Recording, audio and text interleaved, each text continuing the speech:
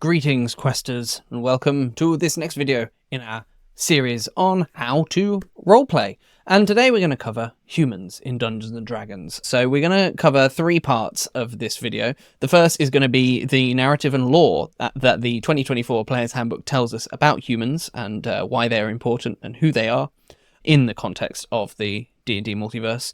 We're going to cover briefly the mechanical traits that come with creating a human, and then we're going to go through a series of questions that can help bring these mechanics and this narrative to life within your character.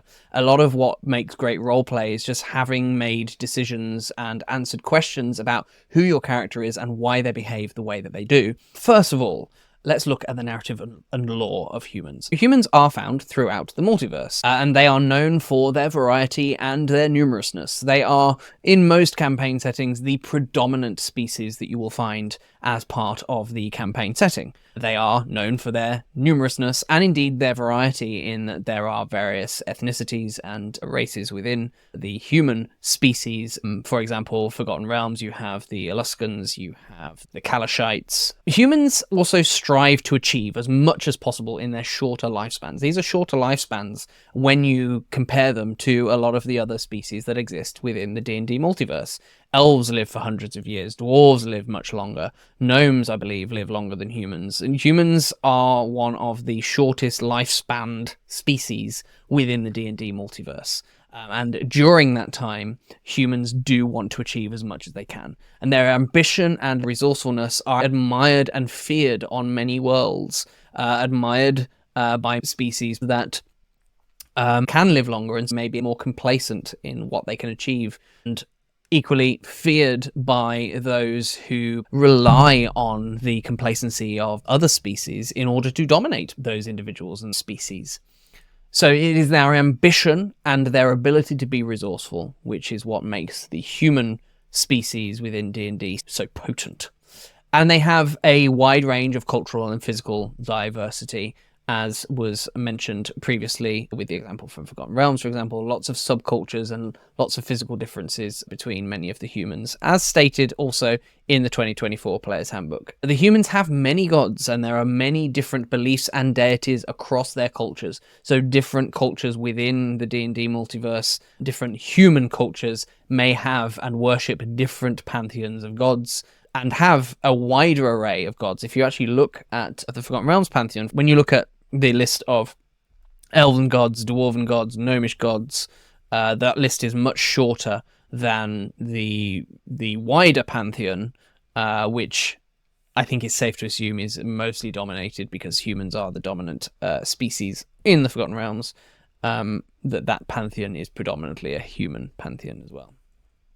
One early human gathering is said to have occurred in Sigil, the City of Doors, which is the setting for Planescape and is one of the main ways that you can travel across the various planes of the multiverse, and by association, the different locations that exist in the D&D multiverse. And that is where one of the early gatherings is said to have taken place.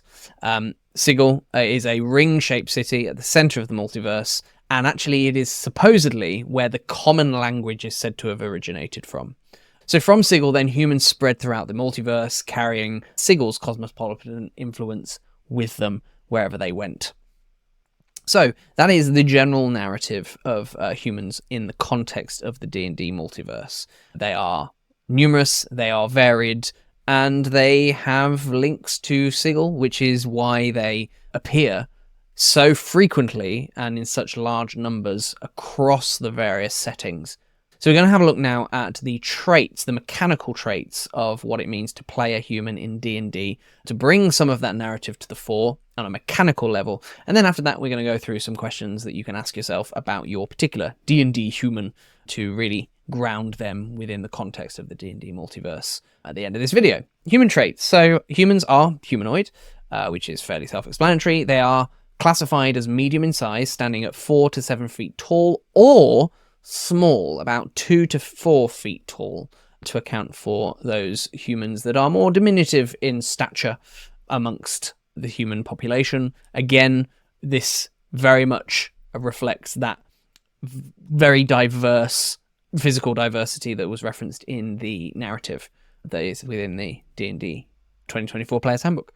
And you get to choose whether or not you want to play a medium or small human when you select the species. They have a speed of 30 foot as well, which puts them in line with pretty much all of the other humanoids there. You also have the resourceful trait, which means that you gain heroic inspiration whenever you finish a long rest. Now, heroic inspiration is slightly different to inspiration as it existed in the 2014 version of 5th edition, in that heroic inspiration is now a reroll. So you can have 1 point of heroic inspiration, and when you spend it, that gives you the opportunity to re-roll any dice roll that you roll as part of the game. And every human gains a point of heroic inspiration whenever they finish a long rest. You also have the skillful trait, so you gain proficiency in one skill of your choice. You get to choose one of those, any one of those, and you gain your proficiency bonus whenever you make one of those rolls.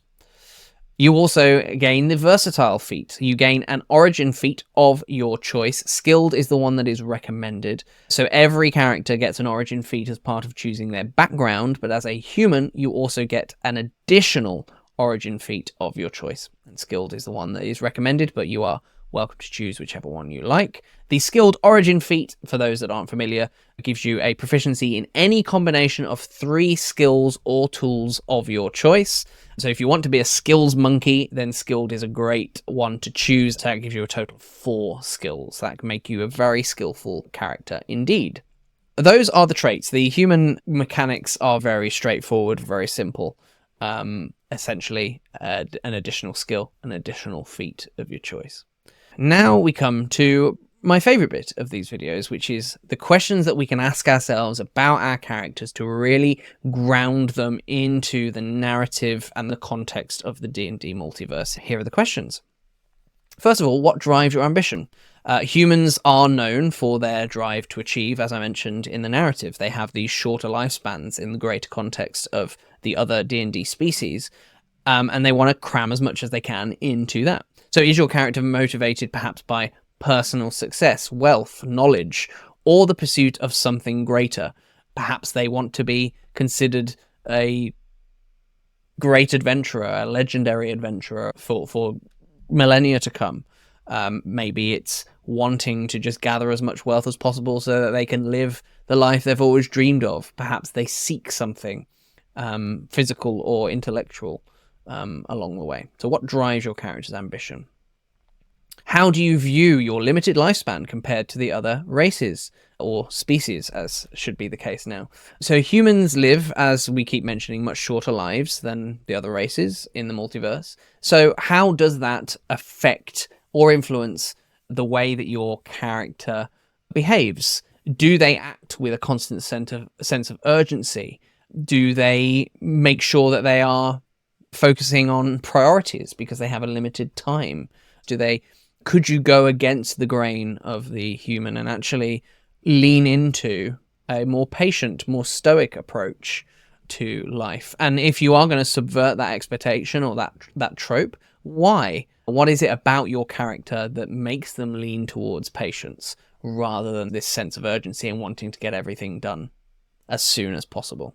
What is your character's cultural background? As we've mentioned as well, the humans have spread all across the multiverse, coming from various different cultures and societies. Even the humans in different campaign settings have these subcultures.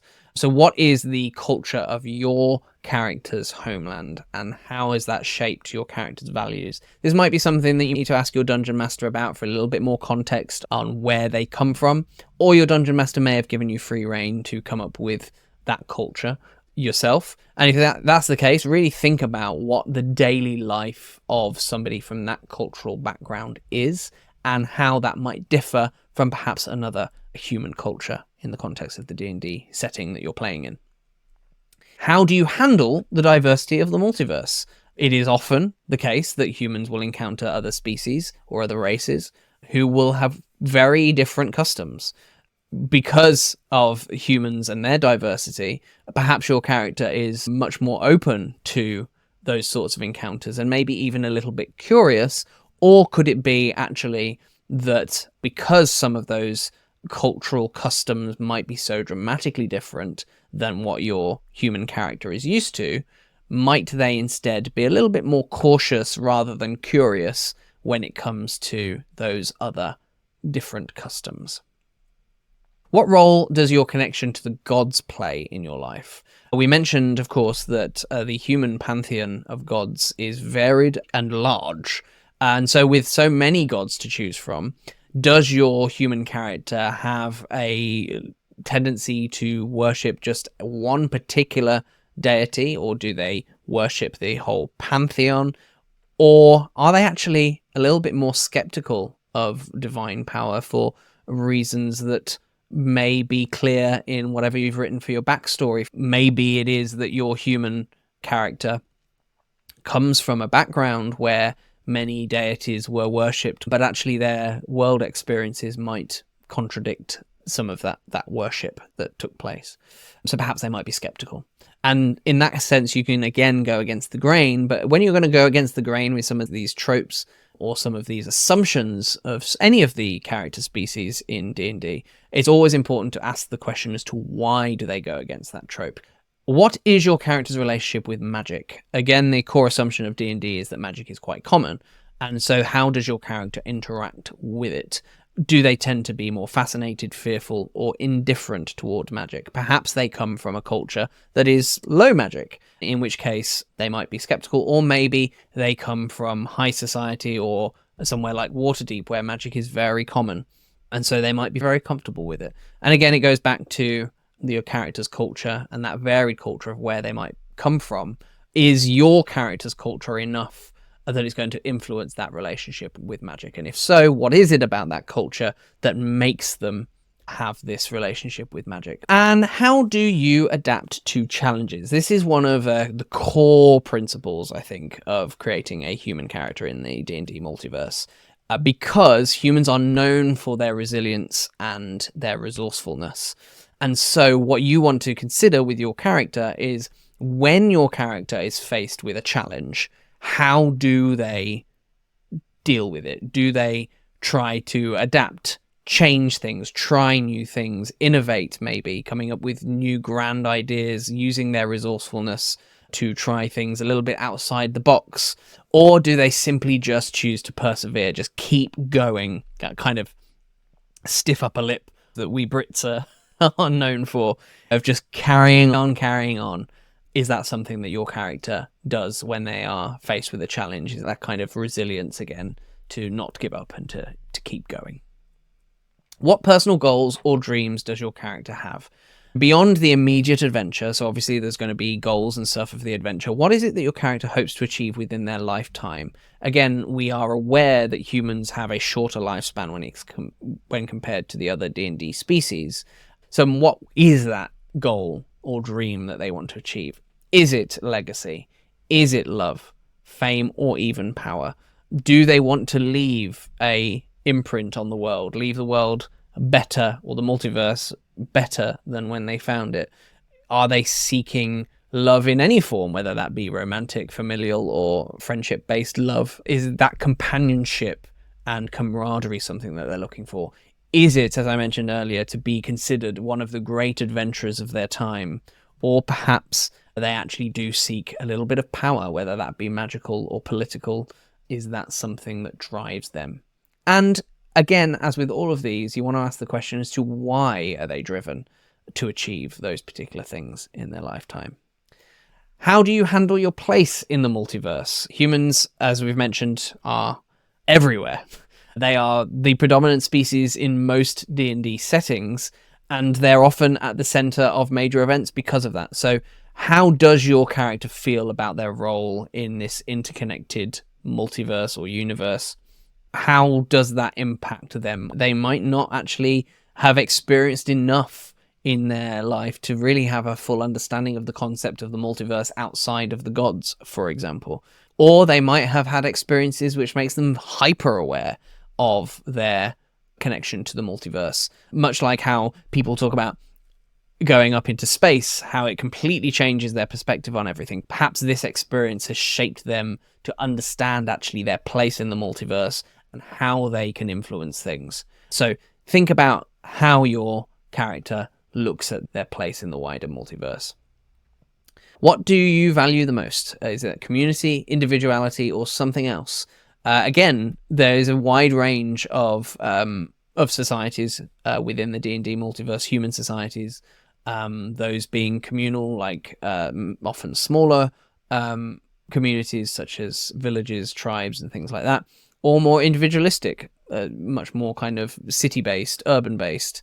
Is your character someone who values group harmony, personal freedom, or something in between? Is your character somebody that wants to work together as a team? They want the fellowship, they want the camaraderie, or are they somebody that's acting more for themselves? I think perhaps when you consider this question, do look at the community that they came from, the culture of where they came from. Are they going to be much more, I don't want to use the word selfish, but focusing on looking after themselves first? Or is the wider community or the well-being of the party, for example, something that they prioritize over themselves? That is the questions that are worth asking if you want to improve your roleplay as a D&D human, again for the context of being within the D&D multiverse, rather than bringing in our own baggage of our own real world into the D&D campaign. These questions will help you to ground your human in that setting and indeed the wider setting of the D&D multiverse. I have put together a worksheet which you can download for free from our Patreon page. It's available for free. You just sign up as a free member for our Patreon. You'll have access to that post. I'll put a link to that in the video description below, so you can go through these questions, print it out if you want to, and make notes on there, and pop that in your character binder as reference for when you're trying to get into the headspace of your character. I hope you found this video helpful. If you have, please do click the like button, click the subscribe button, and don't forget to hit the bell icon as well so you get notified of any other videos that we put out, including more of these roleplay videos in terms of the other species of D&D, as well as, I'm hoping in the future, going through classes, as well as our actual play as well, so you can see how we professional actors might roleplay, or rather do roleplay our characters. I'm the DM for as Bardic Quest here on this YouTube channel. I hope you enjoyed the video. Thank you very much for tuning in, my friends, and I will catch you on the next video. Bye for now.